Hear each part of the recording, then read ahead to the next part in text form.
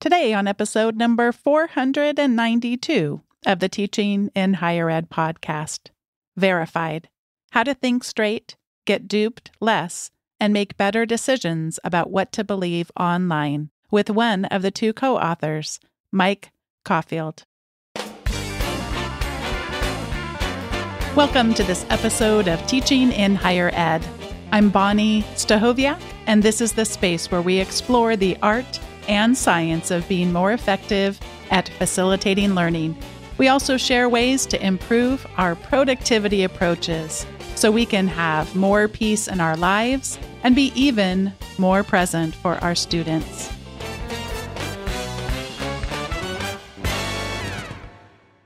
What an absolute joy it is to be welcoming back to the show today, Mike Caulfield. Mike is a research scientist at the University of Washington's Center for an Informed Public, where he studies the spread of online rumors and information. Creator of the SIFT methodology, he has taught thousands of teachers and students how to verify claims and sources through his workshops.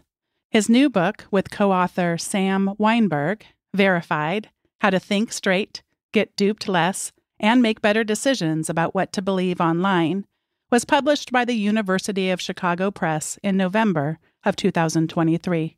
Mike's SIFT methodology is taught by hundreds of research libraries across North America, and a shorter version of SIFT instruction, developed with Google, has been taught in public libraries across the world. As an early believer in the idea of civic digital literacies, Mike's work in this area intensified in the spring of 2016. His February 2017 work, Web Literacy for Student Fact Checkers, won the Merlot Award for Best Open Learning Resource in the ICT category.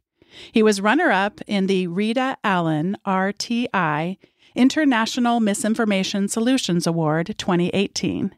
Mike's SIFT model, a practical approach to quick source and claim investigation, encourages readers to take a minute or two to seek out basic information about sources and claims before they engage more deeply with media, and if necessary, move on to better material. It is based on research of Sam Wineburg and his own experiences helping faculty to teach critical consumption in the classroom. Mike's work has been covered by the New York Times, the Chronicle of Higher Education, NPR, the Wall Street Journal, USA Today, and the MIT Technology Review. Mike Caulfield, welcome back to Teaching in Higher Ed. Yeah, it's great to be here again. I have so enjoyed getting to continue to read your book and learn from you.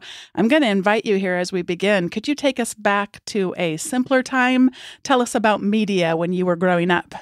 Yeah, we actually opened the book talking about media when I was growing up, and my co-author, Sam Wineburg's a little older, but really the same sort of environment. And the example we use is, I don't know how many of your listeners might be familiar with this, but when I grew up, there was this story that this kid that was in this cereal commercial named Mikey had a bunch of Pop Rocks, which was a candy that sort of crackled in your mouth, and a bunch of, I think, soda. And his stomach exploded and ruptured, and Mikey was dead. And that's why you weren't seeing him in newer Life commercials. Life was the cereal. And the thing that we point out in the book is if you think about what you had available to you at that time, all you really had available to you was your idea of whether that was possible, right? It wasn't going to be something that would come to you in the newspapers. It wasn't an internet that you could go on and look up for a fact check on Mikey. So what would you do? What we call playground cognition is you sit there and some people are like, well, that seems really plausible to me, right? Like it does crackle in your mouth. Maybe it has an explosive quality. You had enough soda with it. Maybe we could kill someone. And we haven't seen Mikey. He hasn't been in any commercials. And, and someone else would say, no, that makes no sense at all. If that was true, why would this still be on the market? They wouldn't still have this on the market if that had happened. And so you go back and forth, right? Because you had no other options. And the major point of the book throughout is that we still act that way online. We still sit there and say, well, this seems believable. I will share it. Or well, that doesn't look believable to me. I choose to disbelieve it, we still act like we're on that playground with nothing to help us out, even though we have a world of information at our fingertips. And so we're all sitting there going, is this sort of story plausible? When what we really need to do is open up another tab on the browser, type in a good search, get ourselves to some good, reliable information. I find it a little bit of a relief that I don't have to rely on my own ability to suss out how plausible something is. I tend to be pretty gullible, mostly gullible, not online, but with interpersonally, I'm pretty easy to punk, as the saying goes, if I know you well and I don't quite know that you're teasing me. I have friends who really they'll be like, I'm so sorry, I just didn't think you'd believe me. they're not wanting to do it, but I rest in that. The other thing that I rest in, I told you when we had a chance to talk so many years ago that I have tended to sit for too long before I got to know you and your work, thinking that somehow this had to rely on a sophisticated set of domain-specific knowledge. And what you have found in your research, and Sam as well, is that this stuff is not hard. So I'm gonna invite you to show us how non-hard it is by solving a family controversy for us. Dun dun dun. All right. So let's give it to me. Mike is going to be leading us through what's called SIFT, and he'll talk us through it as we go. SIFT is an acronym, so we'll get to each letter. But the controversy, Mike. 75% of our family is of the mind that the toilet paper roll comes over the top. 25% are outlier, who is not me. It is one of our children. I will not specify their gender or would give it away because we have 50% of each gender in our household. But 25% of the household thinks that toilet paper roll comes over the bottom.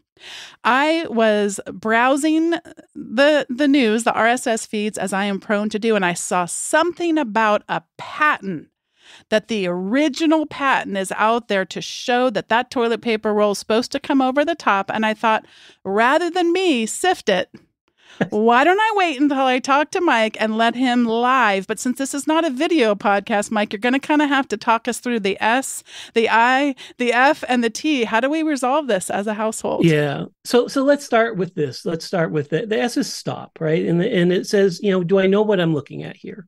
And that's an important distinction, and one that we try to highlight in the book. A lot of people think the first question you're asking is this true, right? And that's actually not a great first question for a number of reasons that are kind of complex. But do I know what I'm looking at here is where a lot of people go wrong, right? So you're looking at something, and I probably should try to pull this up and make sure I can see what we're talking about here. So it's a toilet paper patent. Yeah, that's what I saw. It flew by me. Toilet paper so it's roll. Like some sort of picture here. Mm-hmm. Okay, I'm seeing something here. Just type in images. So I'm bringing it up, and let me just confirm with you. It's this sort of thing. This S-Wheeler toilet paper roll, and it looks like an old-timey patented December 22, 1891. Okay. Yes, and I can't say that is the identical version that I saw, because I actually saw a few different ones. But yes, that's the gist of it. A very technical, but also not drawing. Right. And so the first thing to realize is you think what you're looking at. Like, do I know what I'm looking at here? What you think you're looking at is a patent, like an older patent that shows this. And in this patent, you can clearly see what I'm looking at here is the toilet paper does come over the top, right? Mm-hmm. This brings us to a really important point. So that's the essence of it. But it brings us to a really important point that I think is lost in a lot of critical thinking and fact-checking stuff. We often talk about we're checking claims, we're checking facts and stuff. Usually what we're actually doing is we're checking evidence. And it's a really important point to make. And so what you're seeing here is, in one way it's potentially a fact, right? It's a picture of this toilet paper. Wow, I'm going to say toilet paper so many times in this interview. It's a picture of this toilet paper.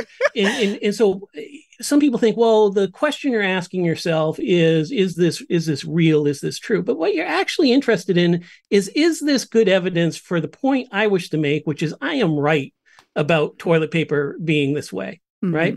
And so that's what you want to keep in mind as you go through it. Now, I don't know what source this came to you, but the first thing that popped up when I was looking at this was something on Amazon, someone selling it. It looks like as a poster of this. This is perfect. That was not my source, or I probably would have bought it right then and there. Yes. No.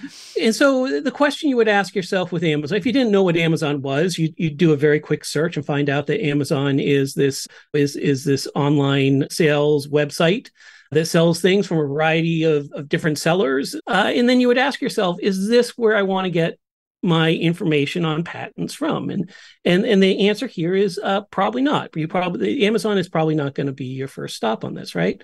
In this case, most people do know what Amazon is, but if you found it on a blog, if you found it through a person who had shared it, you're asking yourself, is this person a historian, like a patent historian, or is this person a comedian, right? And in that case, you probably, if it's not somebody that has some domain knowledge, then you probably want to move to the next step.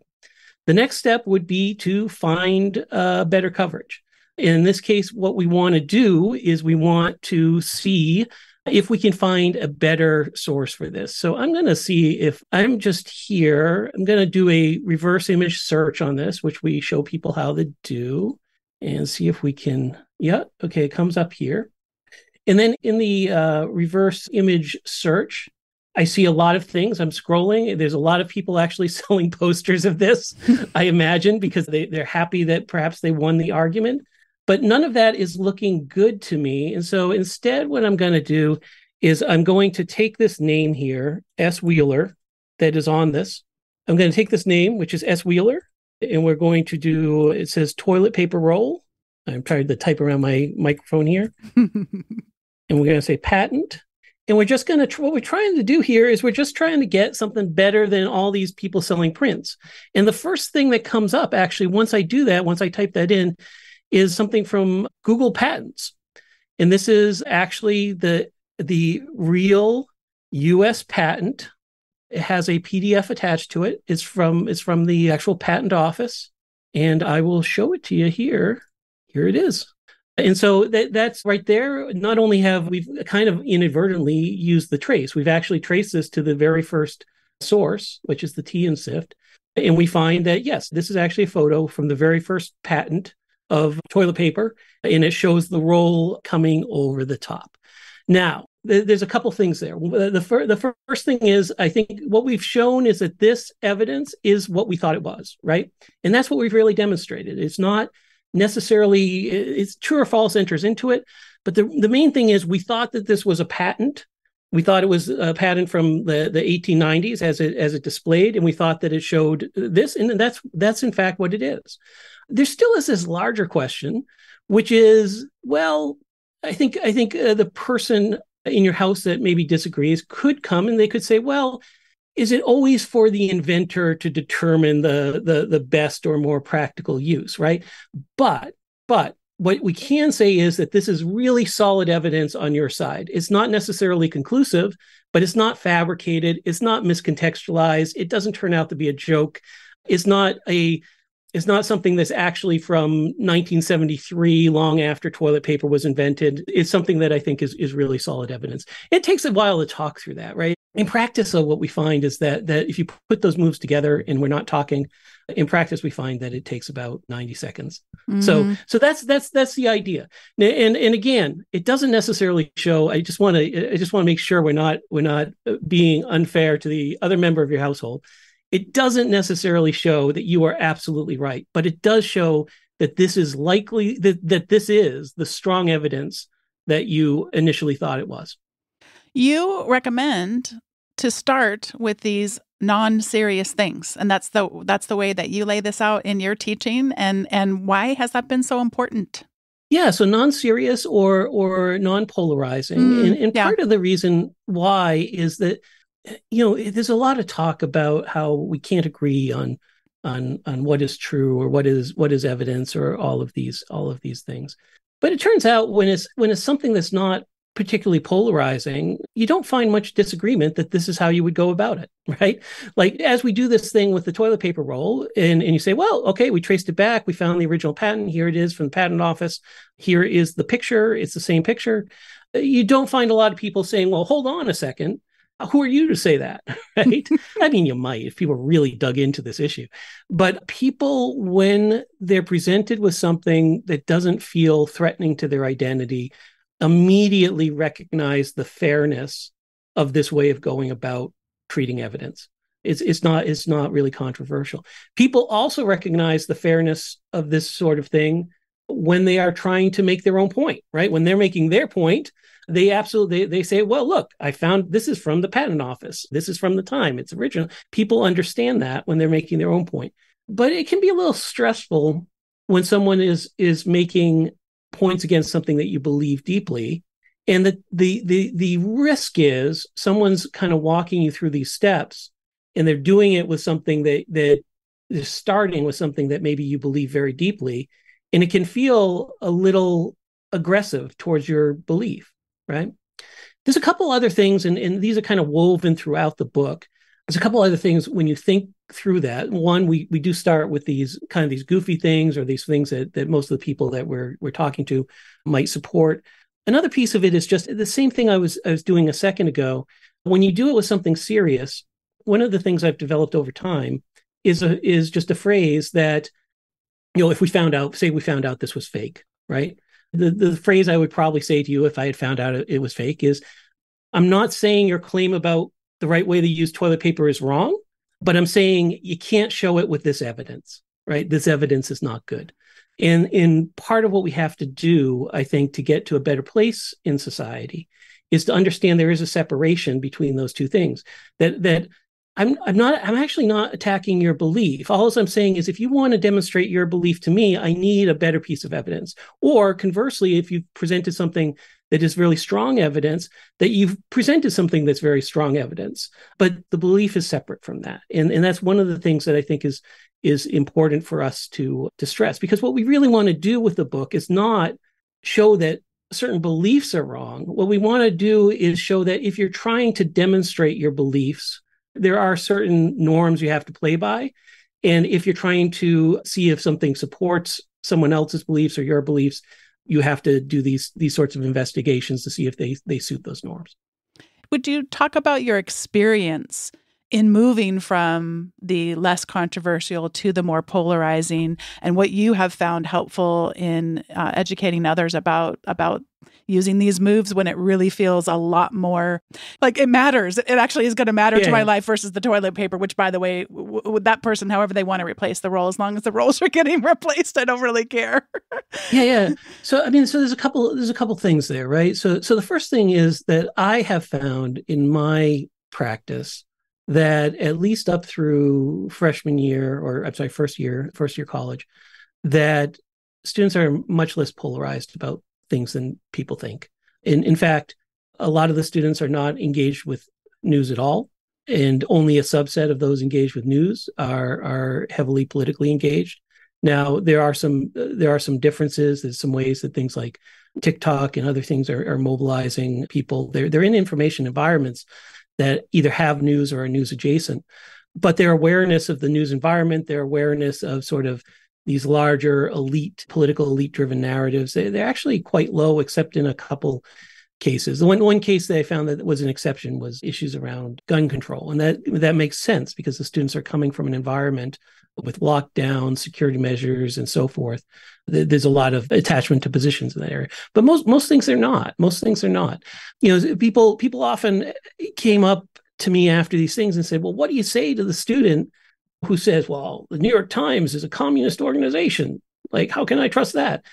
And I'm like, I'm just glad they've heard of the New York Times, I mean, some students, the New York Times is probably a little better known, but if you get to something like the Washington Post, or you get to something like the Atlantic, I mean, the students don't know what the Atlantic is. And so even the cable news stations, the bulk of students are not highly aware of those.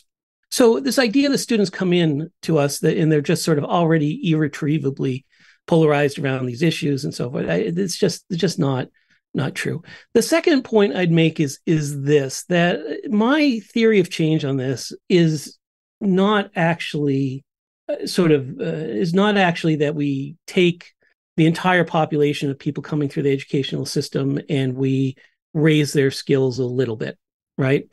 I mean, I hope that happens, right? I really hope that happens. But what I've actually found when I've studied how online rumor is disseminated, how misinformation is disseminated, which is the core of my job right now, looking at how these things flow through systems, is that the real impact is not in a little bit of facility for everybody. The real impact is that you have a number of people within a community that kind of keep other people in check. And I refer to this person as the family fact checker, right? And they're not there. They're not there necessarily to convince their mom or their uncle or their brother or whatever, a friend. They're not necessarily there to convince that person they're wrong. But when that person brings up something that's wrong in front of a bunch of other people, they're the person that says, okay, I'm going to check this really quick. And they check it really quick. And they're like, hey, John, I appreciate your passion, but I think on this point, yeah, I found this reporting more plausible. And they link to it. And the idea there is not necessarily they're going to convince John, right? The idea there, though, is a lot of people are looking at what John said, and they'd really like the other people looking at that not to be pulled into it. And so they're trying to do some sort of social correction. And so this book, to me, I mean, one, I do think it is designed to be a book used either as a sort of sidecar book in a larger class or in a first-year class as a textbook. Absolutely, we wrote it with students in mind. But for the broader audience, because we're trying to straddle these two markets, for the broader audience to me is the family fact checker. It's the person who is finding that a relative is sending them a lot of emails that they're getting that are kind of fishy, and they're the person that has to sit there and say, no, this is a scam, right? This is a scam. Please don't do that. Or yes, actually, this is a reasonable source, and this is a book for that person. And the hope is that these people that do this already have some method, but have a very laborious method, a method that's not highly efficient, can get this book, and then because they're able to check these things in 90 seconds. In 2 minutes, are more apt when someone, advances some nonsense to be able to do that efficiently and quickly and effectively. The other thing that you and Sam do so well is that we should be asking ourselves, and this is all the way back to the S in SIFT where we stop, why are we looking? What is our interest in this? And that's a really helpful navigator. It is something I have had to do pretty delicately. I work at a religiously affiliated university. So when a topic like abortion comes up, I always have to, before I show your video, they take the 3 hour, I always go, okay, I have to pre-do it. I mean, you say it perfectly well, but I just these are really strong feelings that some people have around. Actually, I don't know anyone who doesn't have strong feelings around that issue. Is let me tell you in advance the point he is about to make. He is not trying to make, he's just like, where would you go for general medical information for your children is the point that he's making. And so when we have those really, really strong feelings, I think it does help us stop. It's like, why am I looking? What is it that I'm hoping to get out of this? What is my own vested interest? And the more we have those really visceral feelings, the more I think we do have to stop. And you share just that. Then if we have those feelings, maybe we're not using the most sophisticated parts of our brains, and therefore maybe we don't just pass this off to other people as if it's been really sussed out well. Yeah, and there's a couple points there. And again, I come back to this idea. We've been talking to some in another research project. We've been talking to some teachers about different frames for this sort of work, and particularly the way that misinformation. I don't know if it was ever a great frame, but it's become increasingly. It's developed cultural associations with, I'm coming here to tell you that your beliefs are wrong, right? And that's never, for me at least, that's never been what it is. In fact, from an educational perspective, it's actually the opposite, right? One of the things, this is something that came out of a conversation with a teacher just last week. And as I was talking about this separation between evidence and belief, that you can believe what you want, but you got to bring evidence to the table that's good, right? That you've checked, that you know the context of, you know where it came from. And this teacher said, one of the things I think about is when I teach students to write, the thing I constantly say to students is the reason why I'm being hard on the way this is written is I want people to take you seriously. I'm not here to tell you your belief is wrong, but if you're arguing for your belief, I want people to take you seriously. And the way that you're going about this here, people aren't going to take you seriously. And I wish that was the frame that we could get to with a lot of this. The idea from a personal empowerment perspective, the idea of using something like SIFT is to make sure that when you enter the public arena and you try to make your case for a belief that I may not agree with, right? I want you to make the best case possible. As a person teaching you, I want people to take you seriously. And that's much more important to me than winning any argument. And it's much more important to me than what you end up believing, right? I want you, right, to have the tools to be taken seriously. I also want you to argue in an ethical way, right? I don't want you to use stuff that you know is a lie, and I don't want you to use stuff that, there's a bunch of different intersecting concerns. But primarily when we look at this, I think people want to be taken seriously. People want to be thought of as reasonable. And you can't do that if you just forward nonsense to people. People are not going to take you seriously. And it's very painful. It's very painful to people when they're not taken seriously. So, I mean, it kind of come around full circle on that. I think one of the problems is people forward nonsense. Other people say, well, that's nonsense. And they don't necessarily understand why it's nonsense or understand how they could have known it wasn't nonsense. And they get very upset. And then that develops this feeling that, oh, well, the fact-checking process is something that's sort of, it's a weapon being used against me to push me out of the public sphere. But that's not the case. Like, we want you in the public sphere. And this book will actually show those people, like, how do you find and verify evidence that will cause people to take you seriously? And people will not be able to discard by simply saying, did you look up the Wikipedia article on that website? Because they're a really iffy organization, right? Yeah. So I have students, and you guide us through this, and I ask them to journal about the conspiracy theories. Have you or any person that you care about ever believed in a conspiracy theory? And I had a young woman who came through some years ago and was talking about speaking of controversies here in the United States, we have listeners all over the world, but you probably have heard of our election here that was rather controversial. And she said, well, I am one of those people. Some people think this is a conspiracy theory, but I know it's true because I know what I saw. And I chose not to interrupt her. She hasn't even gone through. This is the very beginning. We're just starting to think about how we feel about these things. But talk a bit about context, and specifically context for video, because I know that's something we should really, really be thinking about. And especially as, I saw some boxes of ballots and they were moved. And could you talk us through how we think about context in especially video clips, but not limited to that? Yeah, and so we have a whole chapter on video, and a bunch of the examples on video. At least one of the prominent examples on video comes from the election. There's another one from the initial invasion of Ukraine, and I think a third one's a conspiracy theory about child trafficking, like a QAnon thing. And the thing that a lot of these share is exactly what you're saying, that someone has seen something and they know what they saw, and the thing they saw was real. It's videotape, right? It's security camera footage, right? And again, this kind of comes to this idea of evidence, right? The idea that they have is, well, you're telling me this thing is not true and I saw this thing, right?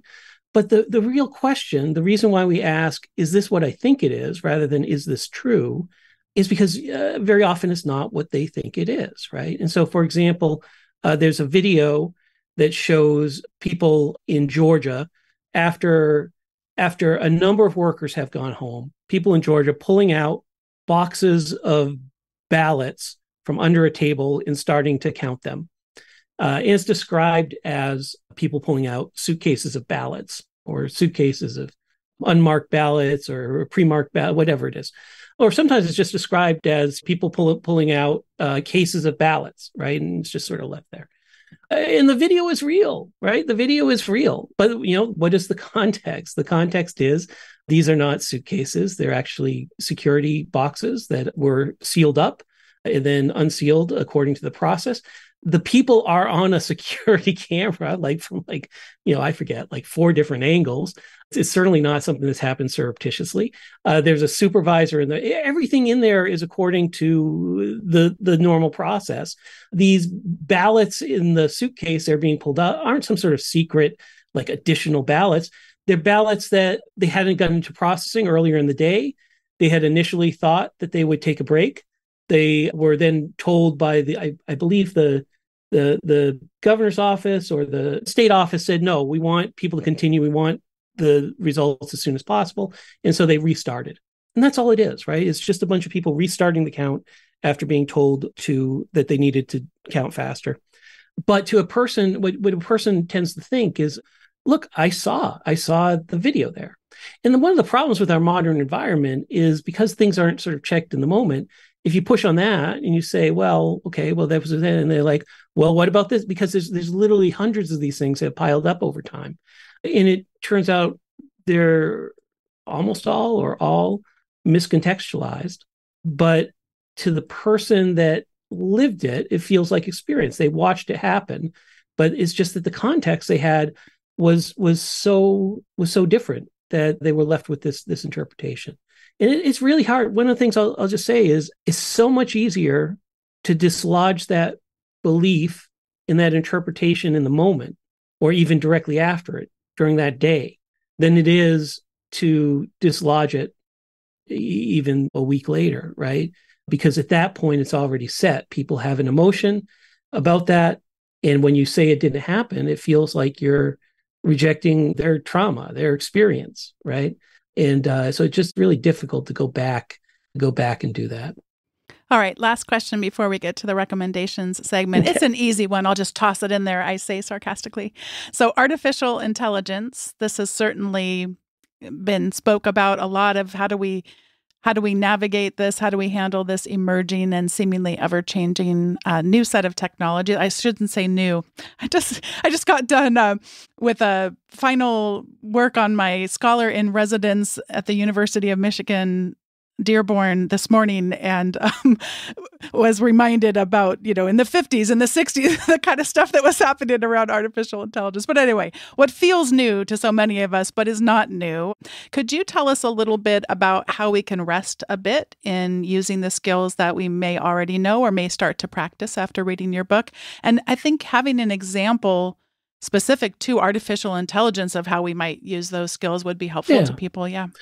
Yeah, sure. Yes, this sounds so self-serving, and so I apologize for that. But it really is true that what the sort of dissemination of these newer artificial intelligence models means for this is that these skills become more important. And the reason why is this. It's really the same set of skills.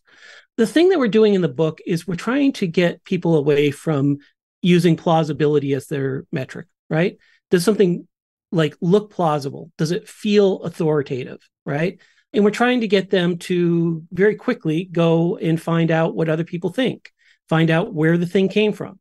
The example with the toilet paper, we're trying to figure out, hey, if we go back to the patent office, can we actually find this in the patent office and not just on a poster on Amazon.com, right? If we have the poster on Amazon.com, but there's nothing in the patent office, that doesn't look so good, right?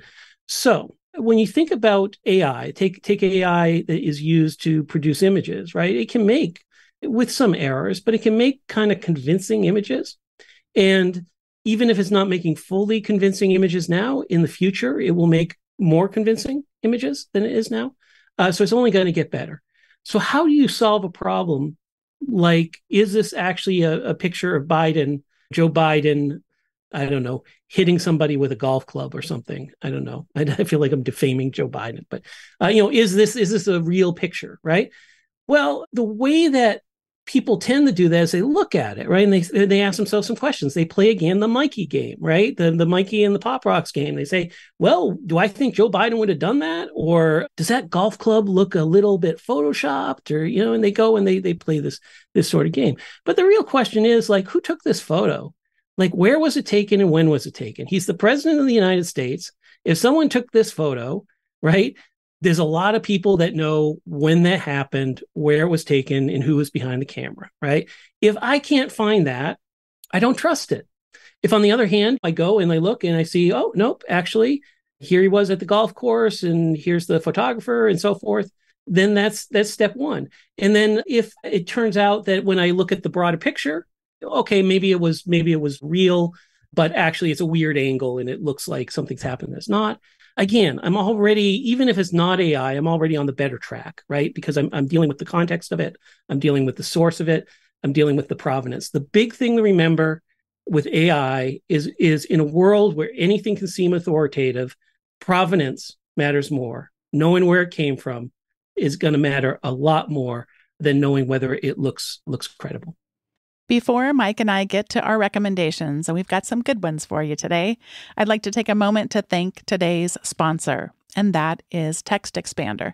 Text Expander is one of the first things that I install on any computer, and I consider to be an essential part of my computing life. How Text Expander works is you easily set up what they call snippets. These are short, easy to remember little snippets of text that you type in, and as soon as you finish typing, it will expand to either something that is longer so that you can type less and say more, or it'll expand into something that's harder for you to remember. Like for me, harder for me to remember my work phone number since I don't give it out or use it very often. So Text Expander, sometimes when I talk about Text Expander, I think people are going to think that with all the cool things you can do with it, it's hard to learn. It's very easy to learn. And you don't even really have to remember your snippets. We're actually using a collaborative team version of Text Expander now. And so sometimes we'll set up something and I just don't remember what the little snippet is to expand to that larger text. And I just type the keyboard shortcut to bring up a search bar and I can just search for whatever it is.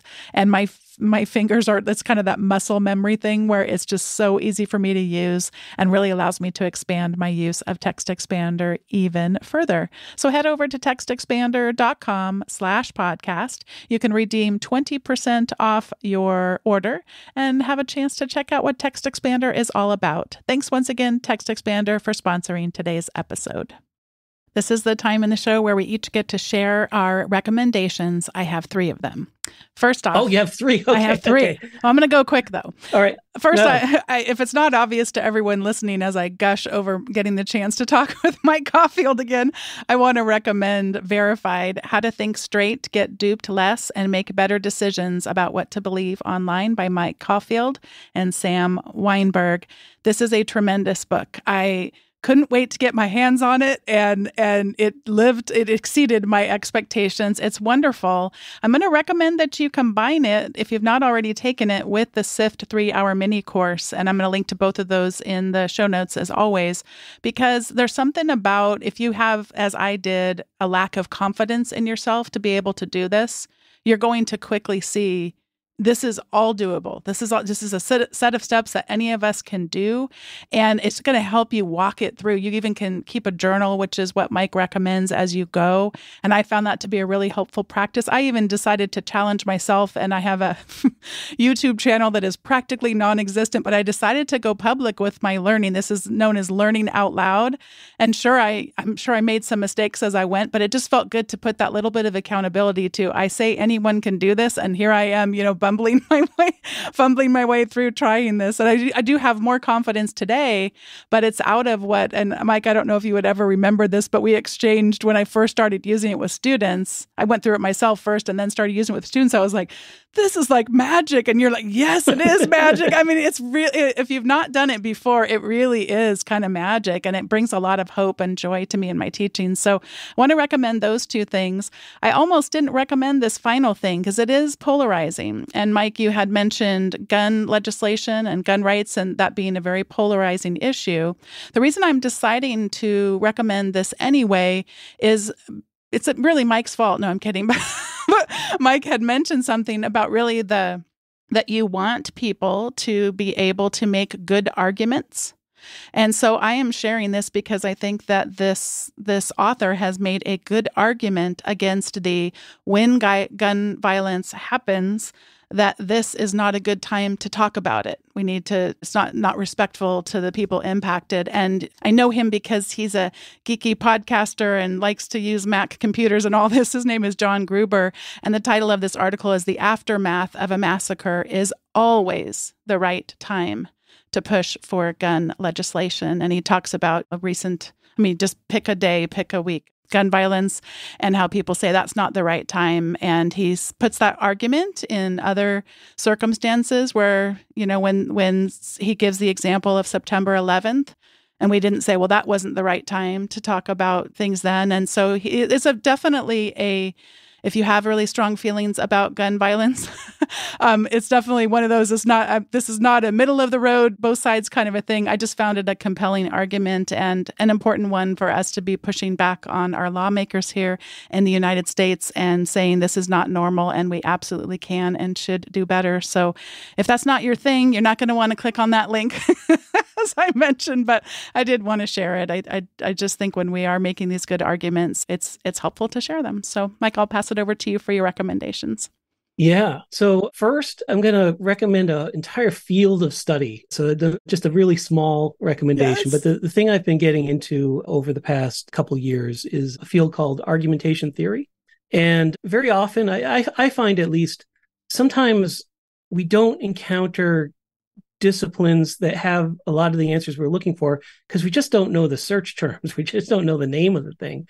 And one of the things I found is that this field of argumentation theory, which is how do people in ordinary life come to agreement on what is reasonable and what is not, right? It's at the intersection of rhetoric and epistemology. It's a kind of a combination of those. And I've just found that the field, to me, has had such illuminating insights on all of this. If you want a book that sort of kicked it all off, there's a book by a guy named Stephen Toulmin from 1958 called The Uses of Argument. But also, just the world is your oyster if you type in argumentation theory and sort of browse the way that people in this discipline approach this issue. It's just fascinating to me because I think it just made so many things clear to me that I think we had discovered in our educational work, but we hadn't fully theorized. So that's pretty deep and heavy. I think the second thing I would recommend is a video game. I got this video game called Starfield. I don't know if anybody here knows what that is, but it's this sort of open universe game where I can't explain. Video games all sound so dumb when you talk about them, but it's an open universe game where you go and you build your little moon bases and upgrade your ship and sort of build your little space empire. And it's got like 1,000 different planets in it. It's just a gigantic game. And what I found, at least, is that in these times, sometimes I'm a very goal-driven person. And so it's hard for me to detach from work because work has goals. I like goals. I like making progress on goals. And so I try to relax, but I end up gravitating back towards some form of work. And what I found, at least with this game, Starfield, and it may be, other people, who knows, maybe it's Minecraft or something. I found that this is good because I can get addicted to the in-game goals of building my little space empire, and it can keep me away from work, which I do need a break from. It's apart from that, I feel like I should have had 3 recommendations here, but it feels incomplete. But apart from that, I think I'm just going to take a point of privilege, and I'm just going to recommend the book. Verified is a book that Sam and I first talked about writing back in early 2018, and the idea of the book was always that there's a whole bunch of books there that talk about here's the big problem with misinformation. And then there's other books that are very thick textbooky things that are like information literacy, and you got a chapter or 2 on this thing. And we just wanted to make a small book that had all the most important stuff in it, And so yeah, I'm sorry to end with recommending the book, but it took from 2018 to now to get a publisher to really see our vision of that book. We're so thankful that the University of Chicago saw what we wanted to do and supported it. So I'm going to encourage you. I'm going to encourage you to pick it up. There's absolutely nothing to apologize for. It's a wonderful book. And there's so many good examples in there. I mean, it really is, it crosses over so many contexts of our lives and things that we're interested in. And so I absolutely think there's nothing to apologize for. And Mike, it's such a pleasure to get to talk to you again. Thanks for coming back on Teaching in Higher Ed. Thank you. Thanks once again to Mike Caulfield for joining me for today's episode of Teaching in Higher Ed. Today's episode was produced by me, Bonnie Stahoviak. It was edited by the ever-talented Andrew Kroger. Podcast production support was provided by the amazing Sierra Priest. If you've yet to sign up for the weekly emails that come out from Teaching in Higher Ed, head over to teachinginhighered.com/subscribe. You'll receive the most recent episode's show notes, as well as some other resources and goodies that don't show up in the regular show notes. Thanks so much for listening, and I'll see you next time on Teaching in Higher Ed.